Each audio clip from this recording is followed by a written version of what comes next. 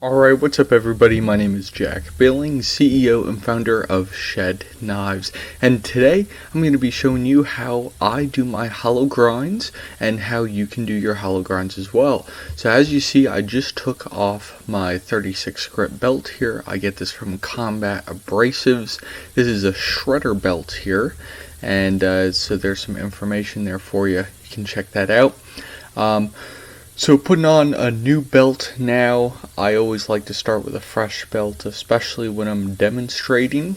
And my machine right now, I'm using a 2x72 Bader belt sander. I don't know the exact model, but it is a Bader, and I'm using an 8-inch contact wheel there. So you see that little nub on the blank? I'm going to grind that off, so that's why I'm out of the picture there. But yeah, so this machine I'm running at the highest speed possible, which is 60.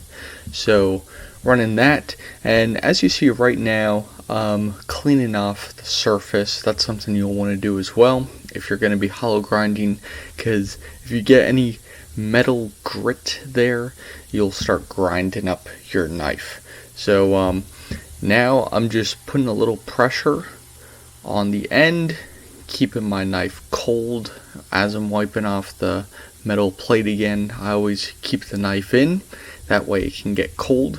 You can see just what a little bit of pressure does. Watch my movement on the jimping, or not the jimping, watch my movement on the sharpening choil there. Trying to stay halfway in. It's very important. And if you look at the bucket, you'll see there's ice. I've had this knife and the other knives in there icing for quite a bit now, probably 30-45 minutes, and you just want to keep those knives as cold as possible. It's very important. So you can see we have a nice hollow grind coming up already. It's looking very good. Keeping a look at the center, how our blade is. You don't want one side pushed over too far. You want everything to be centered, just like you want your grind height to be centered as well. Want to even on both sides. And then also, as we're doing this, look at there's two things we want to look at. We want to look at the angle of the plate, and we want to look at the lines I have. So I have a few different lines going. You can see right above my right hand pretty much, on the right side, you can see the two black lines, and then there's a white line kind of fading. But those lines I use for different angles, different grinds, stuff like that. So today we're working to, I believe, the white line there. So we're trying to get there. I know I had just adjusted my system, so that's why there's so many there's so many different lines. But when you do yours, you can put a line there just to make sure you don't pass it, because if you pass it, you're going to have a higher grind than you might want.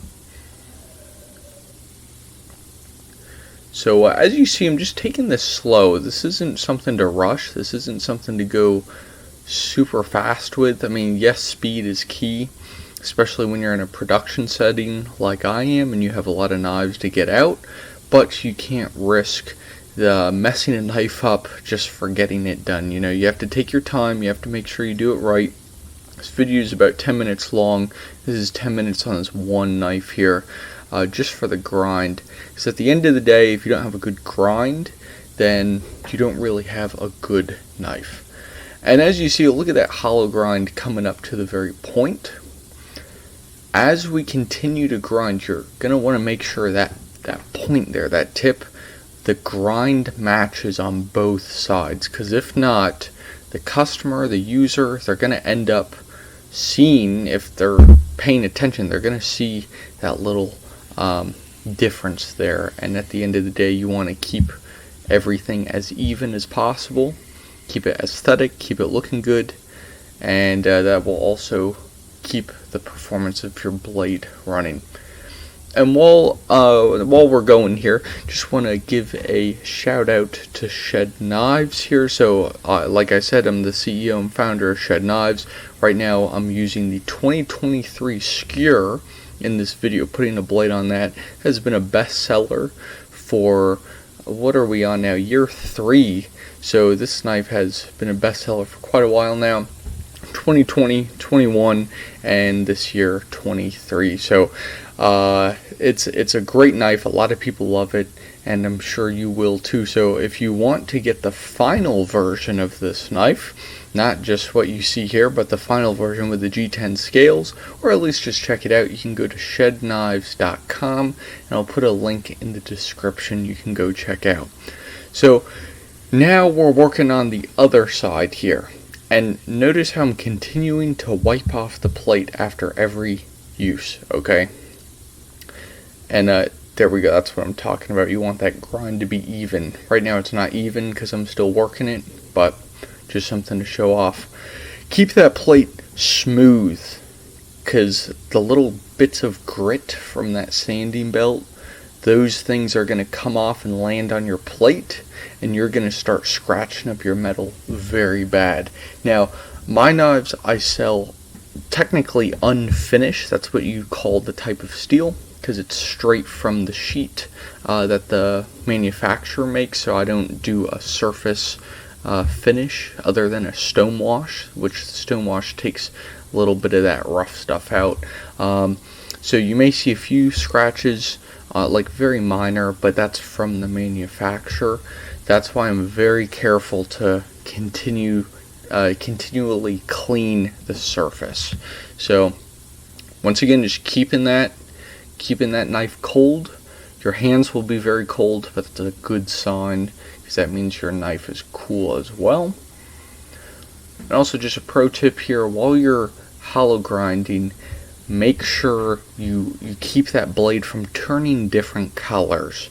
Because right now I'm working a heat treated blank here, and we're running a 58 to 60 Rockwell, and I don't want to impact that Rockwell by heating it up and cooling it repeatedly, so that would definitely not be good. So just kind of watch for browning, watch for bluing. If your metal starts to turn, it's going to turn brown and then go to blue, you can really stop a ton of damage at brown and just keep it cool. So that's why I'm using ice.